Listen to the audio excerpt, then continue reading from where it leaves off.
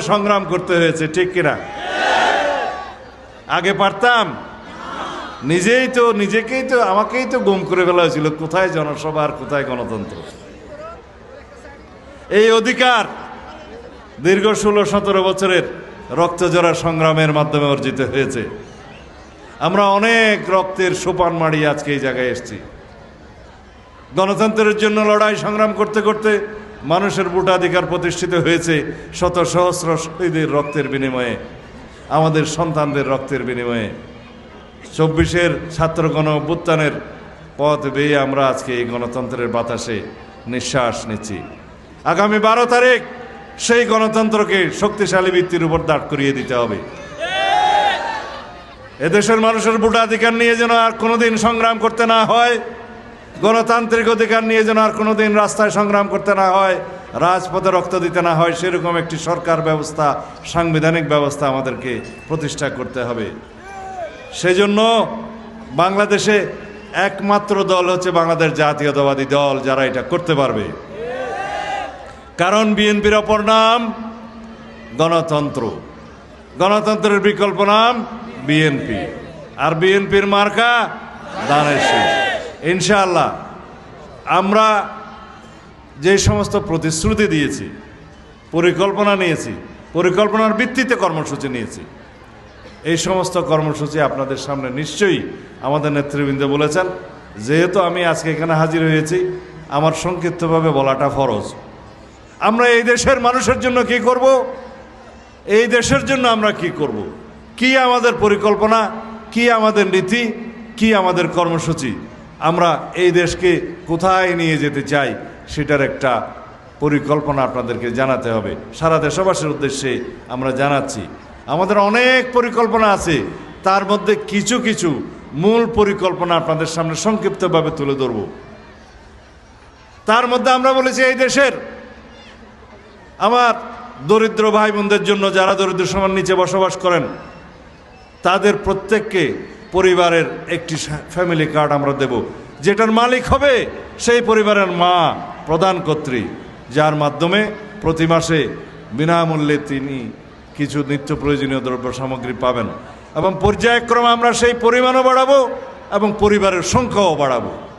আমরা শুরু করব, আমরা দারিদ্র্য বিমোচন করতে চাই, আমার দরিদ্র ভাই বোনদের অর্থনৈতিক সমৃদ্ধি চাই, উন্নয়ন চাই, যাতে করে তারা মর্যাদাবান হন। এই মহিলা, এই নারী যার হাতে সেটা থাকবে, তিনি ক্ষমতাবান হবেন, মর্যাদাবান হবেন এবং তিনি নিরাপত্তা পাবেন, সামাজিক নিরাপত্তা, যার মাধ্যমে তার পরিবারের আর্থিক সচ্ছলতা আসবে, তার সন্তানরা শিক্ষিত হয়ে দেশের সম্পদ হিসেবে গড়ে উঠবে। সেই কার্ডে এটাই হচ্ছে নমুনা, আমার ছবিটা খালি থাকবে না। আমরা স্বাস্থ্য কার্ড দেব সমস্ত নাগরিকের কাছে বাংলাদেশের। এই স্বাস্থ্য কার্ডের মধ্য দিয়ে বাংলাদেশের সকল সরকারি হাসপাতালে বিনামূল্যে চিকিৎসা পাবে। আর আমাদের যারা দরিদ্র ভাই বোনেরা, কৃষক, শ্রমিক, দিনমজুর, রিক্সাওয়ালা, যে সমস্ত ভাই বোনেরা আর্থিক কষ্টে উন্নত চিকিৎসা পান না, যদি প্রয়োজন হয় তাদের জন্য বেসরকারি হাসপাতালে সরকারি খরচে উন্নত চিকিৎসা প্রদান করা হবে। এটা আমাদের পরিকল্পনা। আমরা বলেছি কৃষক কার্ড দেব, সে লবণ চাষি হোক, মৎস্য চাষি হোক, পশুপালন করুক, ধান চাষ করুক, সবার কাছে, ক্ষুদ্র, মাঝারি, বৃহৎ কৃষক সবার কাছে সেই কার্ড থাকবে। এই কার্ড যার কাছে থাকবে, তিনি আবহাওয়া রিপোর্ট পাবেন, তিনি কৃষি লোন পাবেন, তিনি কৃষি উপকরণের সব কিছু ন্যায্য মূল্যে পাবেন এবং তার সার, বীজ, কীটনাশক সহ সব কিছু ন্যায্য মূল্যে পাবেন, স্বল্প মূল্যে পাবেন। তার উৎপাদিত সকল দ্রব্য সরকার বিক্রির ব্যবস্থা করবে। পচনশীল উৎপাদন যেগুলো আছে, শাক সবজি, সেগুলো সংরক্ষণের পর্যায়ক্রমে ব্যবস্থা করা হবে ইনশাআল্লাহ। সুতরাং আমরা এমন কোনো পরিকল্পনা করছি না যেটা বাস্তবায়ন করা যাবে না। অর্থের প্রয়োজন, রাষ্ট্র সেই অর্থের সংস্থান করবে। আমরা বলেছি শিক্ষা ব্যবস্থায় বৈপ্লবিক পরিবর্তন নিয়ে আসবো ইনশাআল্লাহ। কারণ আমরা কোনো শিক্ষিত বেকার সৃষ্টির কারখানা বানাতে চাই না এই দেশের বিদ্যালয়কে। আমরা বলেছি প্রাথমিক বিদ্যালয় থেকে মাধ্যমিক, উচ্চ মাধ্যমিক পর্যন্ত এই সময়সীমার মধ্যে প্রত্যেক শিক্ষার্থীকে বাংলা ইংরেজির পাশাপাশি আরেকটি তৃতীয় ভাষা শিখতে হবে, খেলাধুলায় অংশগ্রহণ করতে হবে, সংস্কৃতি চর্চা করতে হবে, সবার উপরে সবাইকে কারিগরি প্রশিক্ষণ নিতে হবে, যাতে দক্ষ জনশক্তি হিসাবে আমাদের বাংলাদেশের সকল শিক্ষার্থী গড়ে ওঠে,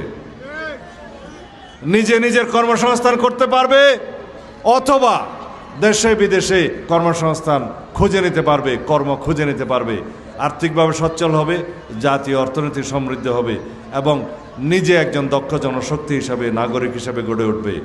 তাহলে বাংলাদেশের বর্তমান জনসংখ্যা 18 কোটি হলে 36 কোটি হাত কর্মের হাতে পরিণত হবে। ভবিষ্যতে জনসংখ্যা আরও বাড়তে পারে।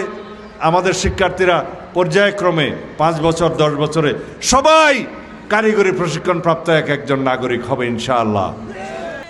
এই মানুষের, এই জনপদের শান্তি শৃঙ্খলার জন্য, সুশাসনের জন্য অনেক কাজ আমরা করেছি। বিশেষ করে আমাদের এলাকার দরিদ্র লবণ চাষিদের জীবনমান উন্নয়নের জন্য, লবণের মূল্য বৃদ্ধির জন্য আমি সব সময় সংগ্রাম করেছি, বাস্তবায়ন করেছি ইনশাআল্লাহ। এখন লবণের ন্যায্য মূল্য নাই।